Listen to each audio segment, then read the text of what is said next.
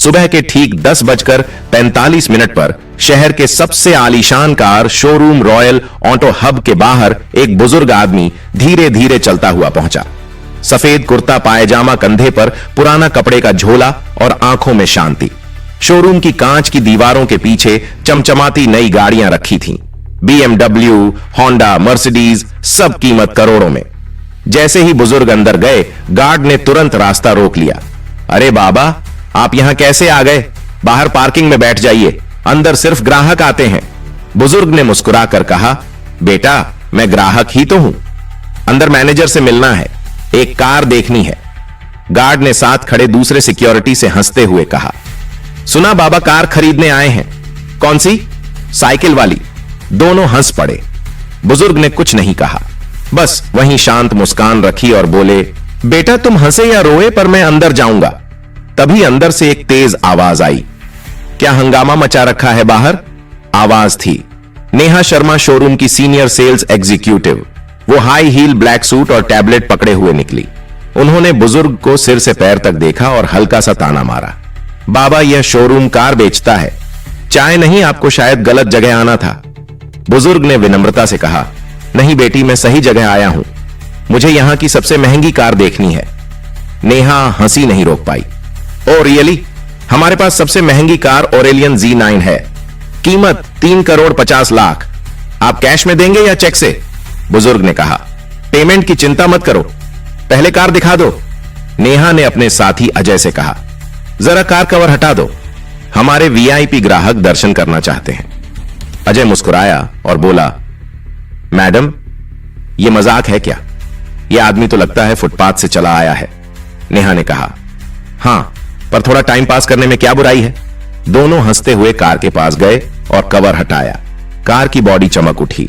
बुजुर्ग ने उसे गौर से देखा, फिर धीरे से कहा, इसकी इंजन साउंड मुझे सुननी है। अजय झुंझुलाया, बाबा यह कोई लोकल गाड़ी नहीं है, इसमें बैठना भी मना है, यह शो पीस है। बुजुर्ग बोले, तुम्हारे मालिक से मिलवाओ, वही बात समझेंगे।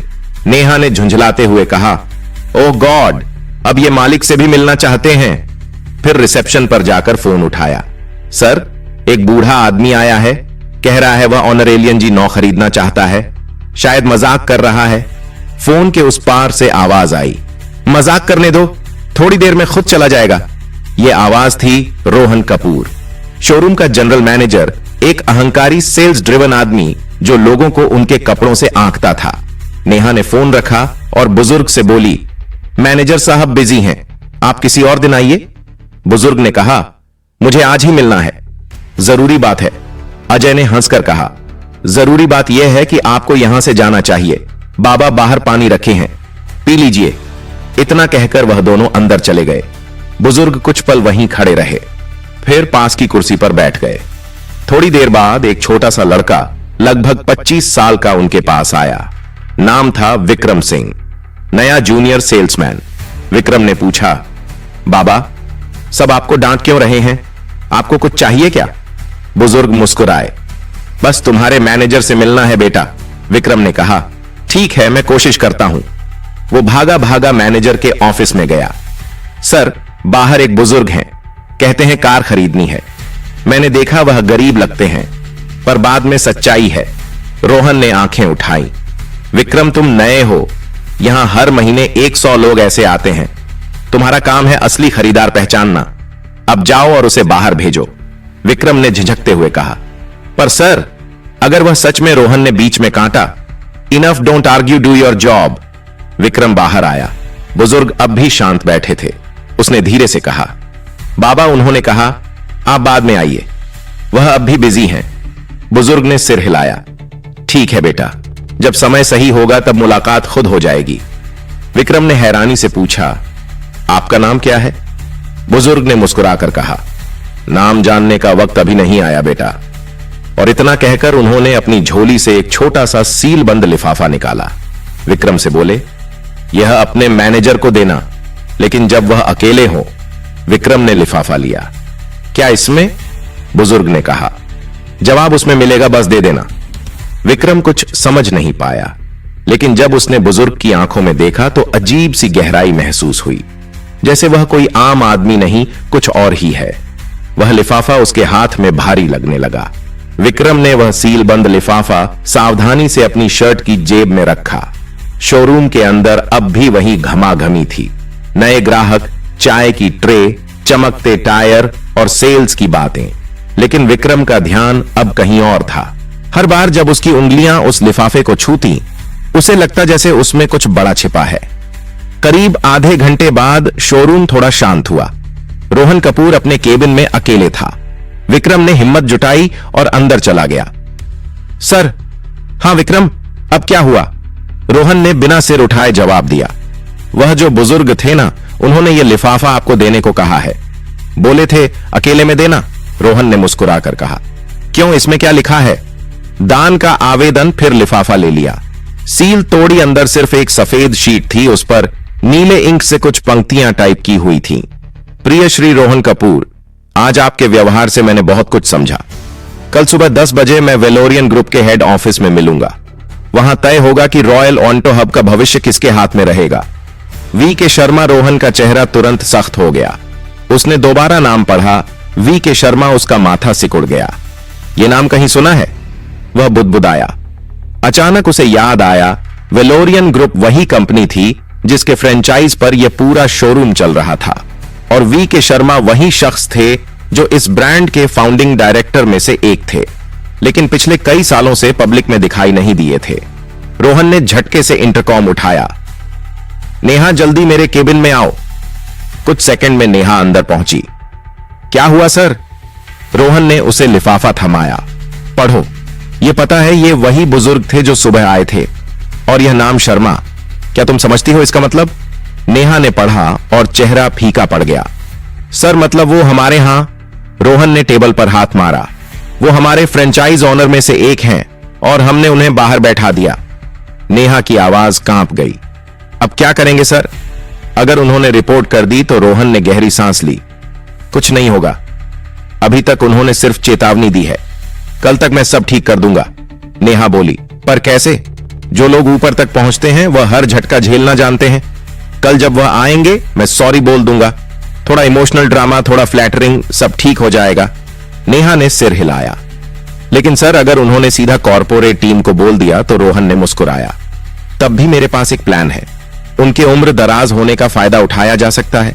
अगर उन्होंने कोई क्लेम किया तो मैं कह दूंगा कि कोई फेक आदमी उनका नाम इस्तेमाल कर रहा था। पुरानी ट्रिक है, काम करेगी। नेहा चुप हो गई। वह जानती थी सर का कॉन्फिडेंस कई बार अहंकार की हद पार कर जाता है। इसी बीच विक्रम बाहर खड़ा सब सुन रहा था। वह अंदर नहीं गया, पर दरवाजे की ओट में हर शब्द उसके कानों में पड़ा। उसे अंदर से गुस्सा आया। उसने सोचा, इन लोगों ने कल भी गलती की थी और आज भी झूठ से ढकने की कोशिश कर रहे हैं। रात को विक्रम घर नहीं गया। वो शोरूम के पीछे वाले छोटे ऑफिस में ही रुका। कंप्यूटर पर बैठकर उसने वेलोरियन ग्रुप की वेबसाइट खोली। फिर contact board of directors section में जाकर एक ईमेल लिखा। सब्जेक्ट अबाउट मिस्टर वी के शर्मा के रॉयल ऑन्टो हब में आने का अनुरोध। प्रिय सर, आज एक बुजुर्ग व्यक्ति आए थे जो खुद को श्री शर्मा बताते हैं। स्टाफ ने उनके साथ अनुचित व्यवहार किया। उन्हें शोरूम से लगभग बाहर निकाल दिया गया। मैं यह मेल इसीलिए लिख रहा हूं ताकि सच आपके सामने पहुंचे। Vikram Singh, junior sales executive. उसने मेल भेज दी। दिल धड़क रहा था, पर आत्मा हल्की लग रही थी। अगली सुबह 1:09 पर शोरूम के गेट पर वही बुजुर्ग फिर आए, पर इस बार अकेले नहीं थे। 4 गाड़ियां पीछे रुकी। काले सूट पहने कुछ अधिकारी उतरे। गार्ड सन्न रह गया।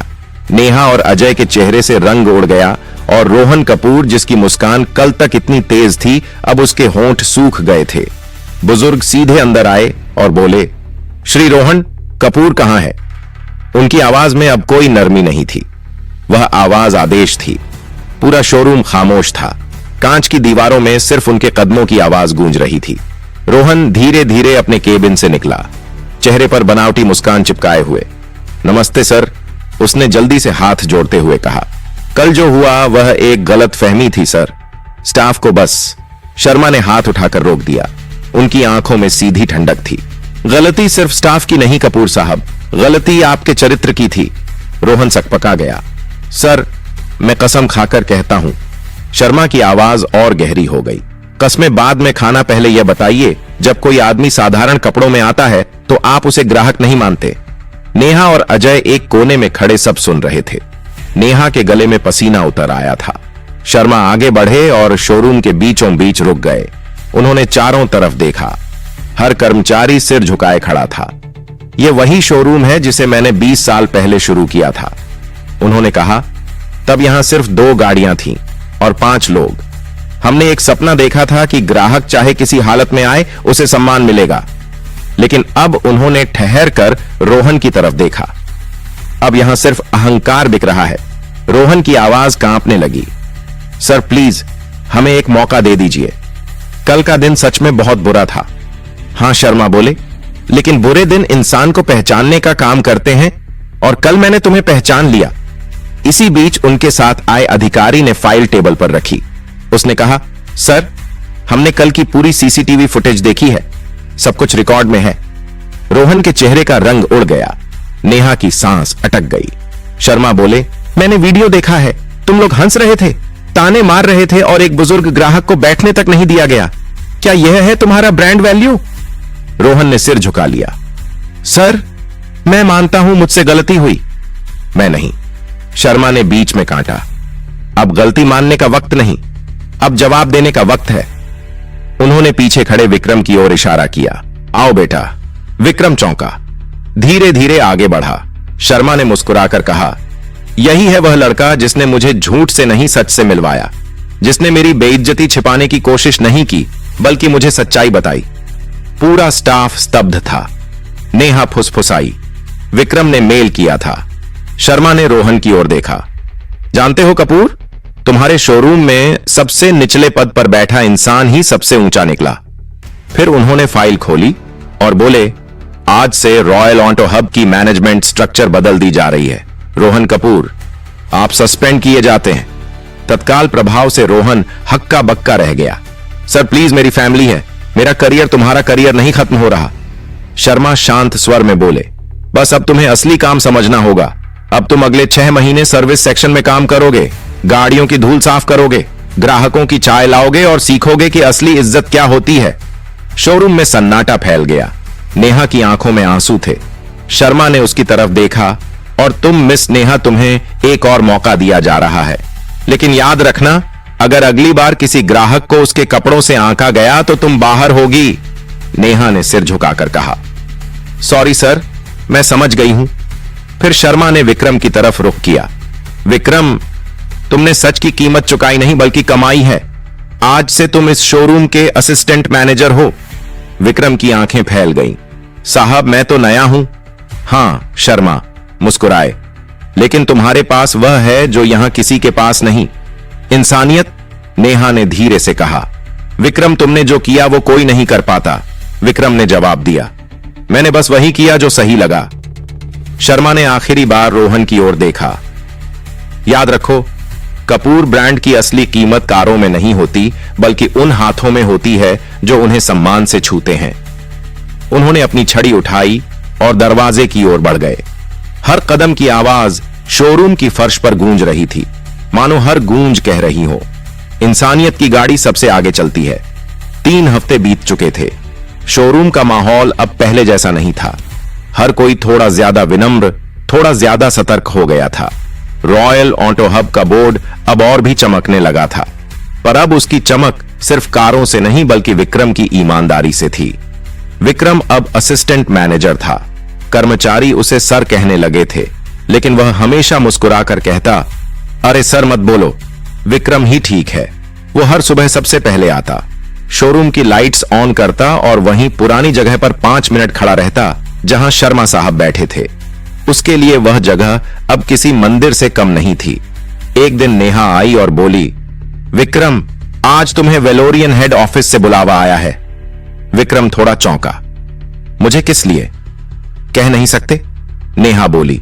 बस उन्होंने कहा है कि मिस्टर शर्मा खुद मिलना चाहते हैं। कांच की ऊंची बिल्डिंग जहां हर दरवाजा अपने आप खुलता था। विक्रम ने कभी इतना बड़ा ऑफिस नहीं देखा था।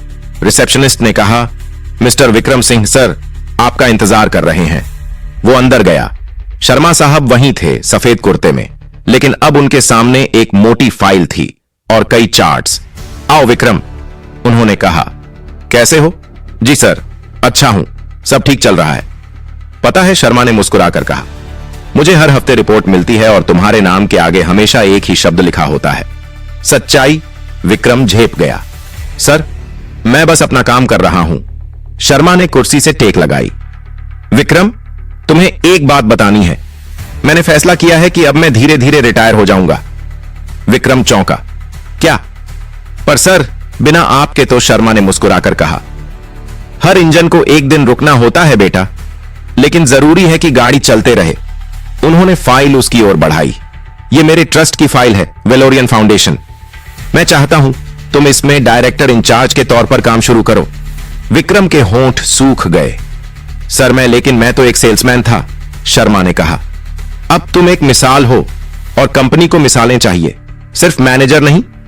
विक्रम की आंखें नम हो गईं। उसने बस इतना कहा, मैं वादा करता हूं सर, कभी झूठ के आगे नहीं झुकूंगा। शर्मा ने सिर हिलाया। मुझे पता है, इसलिए तो तुम चुने गए हो। रोहन अब सर्विस सेक्शन में था, ग्राहकों की गाड़ियों पर डस्टर चला रहा था। कभी कभी दूसरे स्टाफ उसकी तरफ देखकर मुस्कुराते, पर वह अब कुछ नहीं कहता था। वह चुपचाप काम करता, हर गलती को सुधारने की कोशिश करता। एक दिन विक्रम सर्विस एरिया में गया। रोहन चौंका। किसी ने हफ्तों बाद उसे सर कहा था। मैं बस यह कहना चाहता था, विक्रम बोला, कि मैं आपकी जगह नहीं ले रहा। मैं बस वही कर रहा हूं जो आपने मुझे सिखाया। काम में लगन रखो। रोहन ने उसकी तरफ देखा, आंखों में हल्की नमी थी। विक्रम, उस दिन अगर तुम सच ना बोलते तो मैं कभी अपनी गलती नहीं देख पाता। तुमने मुझे गिराया नहीं, जगाया है। विक्रम मुस्कुराया। फिर तो हम दोनों ने कुछ सीखा। रोहन बोला, हां, एक बात जरूर सीखी, कपड़े नहीं किरदार पहचानो। दोनों ने हाथ मिलाया। नेहा पास खड़ी थी, उसकी आंखों में भी एक सुकून था। रात को विक्रम जब बाहर निकला तो पार्किंग में एक कार खड़ी थी, काली पुरानी लेकिन चमकदार। वो वही कार थी जिसमें शर्मा साहब उस दिन पहली बार आए थे। उसके बोनट पर एक छोटा सा लिफाफा रखा था। विक्रम ने उठाया। अंदर सिर्फ एक लाइन लिखी थी, जब दुनिया तुम्हें पहचानने लगे तब भी वही बने रहना जो तब था जब कोई नहीं जानता था। वी के शर्मा। विक्रम मुस्कुराया, लिफाफा जेब में रखा और आसमान की तरफ देखा, जहां सितारे भी मानो कह रहे थे, सच की गाड़ी कभी रुकती? दोस्तों, दिल से बताइए आपको यह वीडियो कैसा लगा। प्लीज कमेंट करके जरूर बताइएगा। और हां, आप किस शहर से हैं, किस शहर से मेरा वीडियो देख रहे हैं, प्लीज अपने शहर का नाम जरूर लिखिएगा। और अगर इस तरह की मजेदार और दिल को छू जाने वाली कहानियां आपको पसंद हैं, तो प्लीज चैनल को सब्सक्राइब जरूर करें। धन्यवाद।